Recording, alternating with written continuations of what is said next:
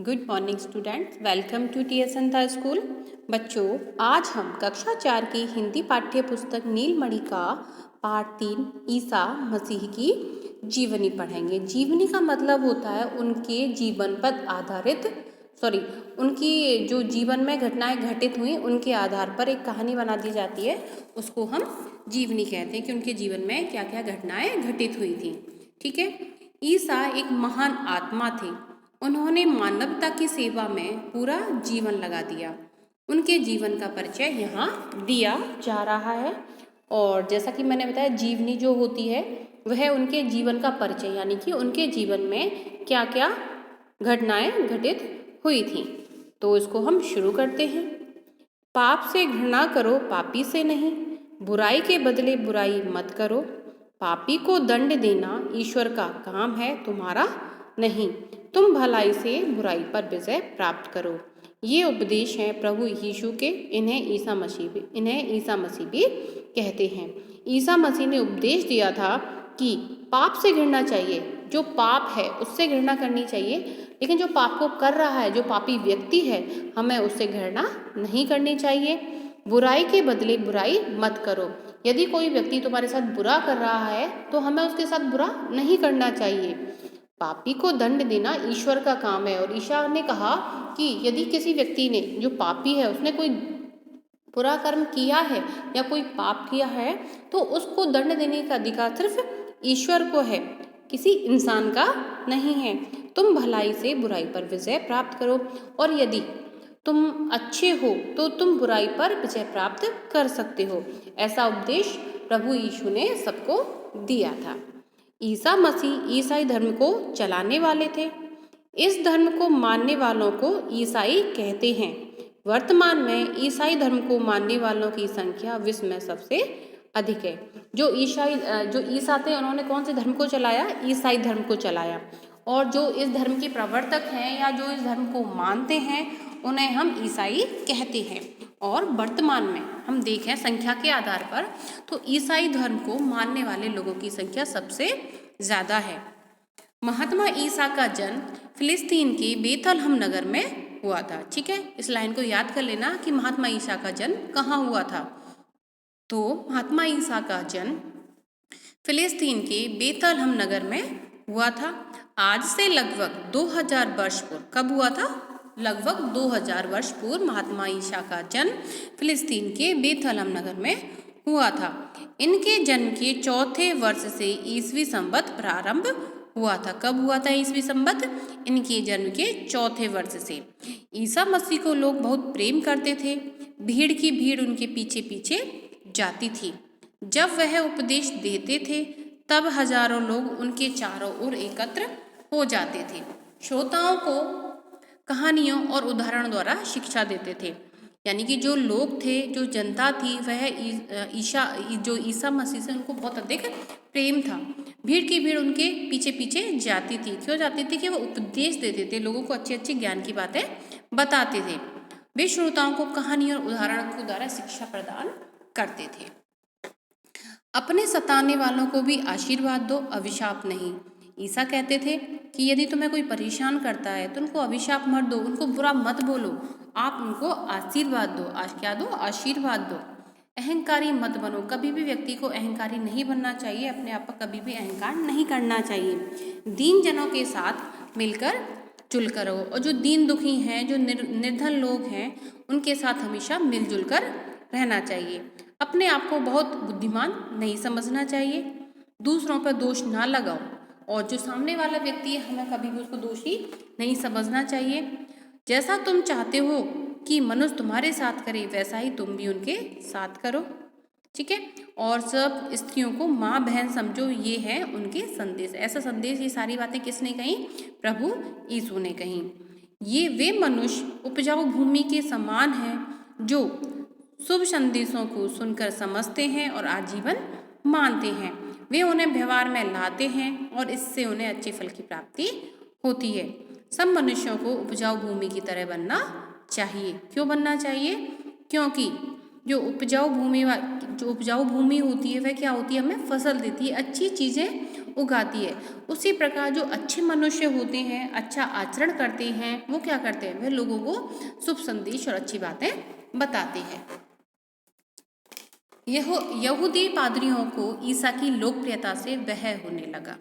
वे ईसा के खून के प्यासे हो गए। उन्होंने ईसा पर प्रजा को राजा के विरुद्ध भड़काने तथा धर्म विरोध का अभियोग लगाया।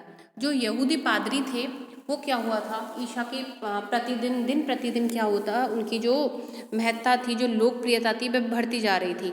तो इससे क्या, वो डरने लग गए। तो उन्होंने क्या किया, वो उनको मारना चाहते थे। और जो वो जहाँ का और वहाँ का जो राजा था उसको भड़का दिया कि ईसा जनता को भड़का रहे हैं। अभियोग लगाया गया, उन्हें प्राणदंड की सजा मिली। उस समय उनकी अवस्था केवल 33 वर्ष की थी। जब उन्हें प्राणदंड मिला तो जो यीशु थे उनकी उम्र केवल 33 वर्ष की थी। उन्हें क्रॉस पर लटकाकर प्राणदंड दिया गया। ठीक है, आपने देखा होगा कि ईसाई जो लोग होते हैं वो अपने गले में हमेशा क्रॉस पहनते हैं। ठीक है, तो जो प्रभु यीशु थे उनको भी क्रॉस पर लटकाकर उनको प्राणदंड दिया गया था। इसलिए ईसाइयों में क्रॉस धार्मिक चिन्ह माना जाता है। मरते समय उन्होंने हत्यारों को अज्ञान के लिए ईश्वर से क्षमा याचना की। फिर भी जब उनको मृत्युदंड दिया गया तो उस समय भी जो महात्मा यीशु थे उन्होंने कहा कि जो हत्यारे हैं उनके लिए इस जो अज्ञान किया, उन्होंने जो गलती की उसके लिए प्रभु से क्षमा याचना मांगी। जनता के लिए नए संदेश लाने के कारण उन्हें मसीह कहा गया। उनके उपदेश बाइबल ग्रंथ में संग्रहित है। तो आपको एक बात याद रखनी है कि जो प्रभु यीशु के जो उपदेश हैं वो एक पुस्तक में लिखे गए हैं, एक पुस्तक में इकट्ठा किया गया है उनको, उसे हम क्या कहते हैं, बाइबल कहते हैं। और जो जनता को जो उपदेश दिए थे प्रभु यीशु ने, इसके कारण उन्हें मसीह कहा जाता है। ईसा मसीह का जन्मोत्सव।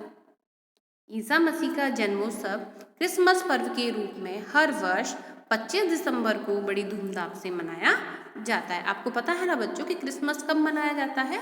जो क्रिसमस है वह हर वर्ष 25 दिसंबर को मनाया जाता है। और किस लिए मनाया जाता है? क्योंकि इस दिन ईसा मसीह का जन्म हुआ था। इन दिनों गिरजाघरों को खूब सजाया जाता है। गिरजाघर जिसको हम कहते हैं चर्च, को काफ़ी अच्छे से सजाया जाता है। पूर्व रात्रि के 12 बजे चर्च की घंटियां बजती हैं। यह ईसा के जन्म का प्रतीक है। ठीक है, सब लोग क्रिसमस पे क्या जाते हैं, चर्च में जाते हैं और वहाँ पर रात्रि के जो 12 बजने वाले हैं तो उससे पहले चर्च की घंटियां बजती है। तो ये प्रतीक होता है कि महात्मा जो ईसा मसीह थे उनका जन्म हो चुका है।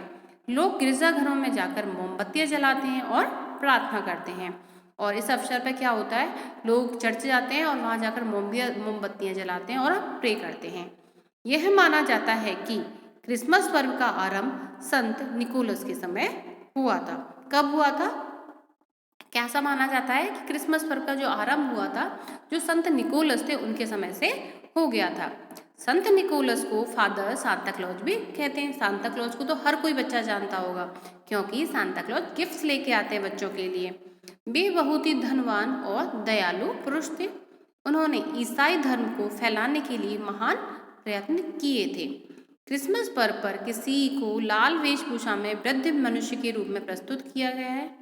ठीक है, जिसे फादर सांता क्लॉज या फादर क्रिसमस का प्रतीक माना जाता है। आपको समझ में आ गया कि जो फादर्स जिनको हम सांता क्लॉज कहते हैं वो कौन थे? वो संत निकोलस थे और वो एक धनी व्यक्ति थे। ठीक है, वो हमेशा और एक दयालु थे। उन्होंने क्या किया, हमेशा ईसाई धर्म के प्रचार प्रसार के लिए काफ़ी महान प्रयत्न किए थे। इस पर्व पर हर ईसाई अपने घर के किसी कमरे में या बाहर खुले मैदान में सदाबहार वृक्ष या कृत्रिम वृक्ष सजाते हैं। इसे क्रिसमस ट्री कहा जाता है। आपने देखा होगा कि लोग अपने घरों में क्रिसमस ट्री को लाइट्स वगैरह से डेकोरेट करते हैं। यह प्रभु यीशु के अमर जीवन का प्रतीक है। इस वृक्ष पर रंग बिरंगी मोमबत्तियाँ जलाई जाती हैं, उपहार लटकाए जाते हैं। वृक्ष की सबसे ऊंची चोटी जो ऊंची शाखा होती है उस पर क्या, तारा बनाया जाता है। वो तारा किसका प्रतीक होता है? यह तारा उस तारे की याद दिलाता है जो यीशु के जन्म के समय आकाश में चमका था। ठीक है, जो स्टार हम लगाते हैं क्रिसमस ट्री के ऊपर वो किसका प्रतीक है? यह उसका प्रतीक है। हमें ये उसकी याद दिलाता है जब यीशु का जन्म हुआ था तो वह तारा आकाश में चमका था। इस दिन लोग एक दूसरे को उपहार देते हैं। बच्चे पहले से उपहार पाने के लिए सांता क्लॉज के नाम पत्र लिखकर अपने माता पिता को दे देते हैं। बच्चों को हमेशा ये लगता है कि सांता क्लॉज आएंगे, वो हमको गिफ्ट दे के जाएंगे। तो बच्चे हैं वो क्या करते हैं कि पहले से ही एक चिट्ठी लिख देते हैं अपने माता पिता को लिखकर कि हमें यह गिफ्ट चाहिए। तो माता पिता को दे देते हैं। उन पत्रों के पढ़कर माता पिता बच्चों के पलंग के नीचे यथासंभव वांछित उपहार रख देते हैं। बच्चे उसे सांता क्लॉज का दिया उपहार समझते हैं। इस दिन के लिए क्रिसमस केक विशेष रूप से बनाया जाता है। क्रिसमस पर एक केक बनता है, यह एक स्पेशल होता है। ईसा मसीह ने मानवता को दया और करुणा का उपहार दिया। इसी से यह महान पर्व मित्रता, शांति और उमंग लेकर आता है। यह हमें दीन दुखियों की सहायता करने तथा सबसे प्रेम करने का संदेश देता है। इस पर्व को बड़ा दिन अर्थात विशेष दिन भी कहते हैं। तो बच्चों क्या हुआ कि ईसा मसीह ने क्या किया, उन्होंने मानवता को, जो मानव जीवन है, मानव जो लोग हैं, जो मानव हैं, उनको दया और करुणा का उपहार दिया, यानी कि उसकी सीख थी। इसी महान पर्व से क्या होता है, मित्रता, शांति और उमंग का प्रतीक है यह इससे क्या होता है, लोगों में प्रेम भाव बढ़ता है। और इससे है कि हमें हमेशा दीन दुखी हैं, जो गरीब लोग हैं, निर्धन हैं, उनके पास कुछ नहीं है, हमें हमेशा उनकी सहायता करनी चाहिए और हमें सबसे प्रेम करना चाहिए। इस पर्व को बड़ा दिन अर्थात विशेष दिन भी कहते हैं। तो बच्चों आपको यह ईसा मसीह की जीवनी कैसी लगी? बहुत अच्छी थी। अब इस पाठ में आए कुछ शब्दार्थ हैं, उनको देख लेते हैं। पहला शब्द है पाप। पाप का अर्थ होता है बुरे कर्म। दूसरा है अभिशाप। अभिशाप का अर्थ होता है शाप। फिर है संग्रहित। संग्रहित यानी कि इकट्ठा करना या एकत्र करना। प्रतिफल, परिणाम, क्या रिजल्ट आएगा इसका, बोलते हैं ना। वांछित, चाया हुआ, जो हमने चाहा है, जिसको हमारा चाहने का मन किया। श्रोता, जो सुनने वाला होता है। अभियोग, जुर्म, नियम विरुद्ध कार्य करना। प्रतीक, चिन्ह यानी कि सिंबल। प्रतिशोध, बदला लेना। यदि किसी ने हमारे साथ बुरा किया है तो हम सोचते हैं ना कि हमें उसके साथ भी ऐसा करना है, तो बदले की भावना आना क्या कहलाती है? प्रतिशोध कहलाती है। तो बच्चों आपका यह ईसा मसीह पाठ यही समाप्त होता है। धन्यवाद।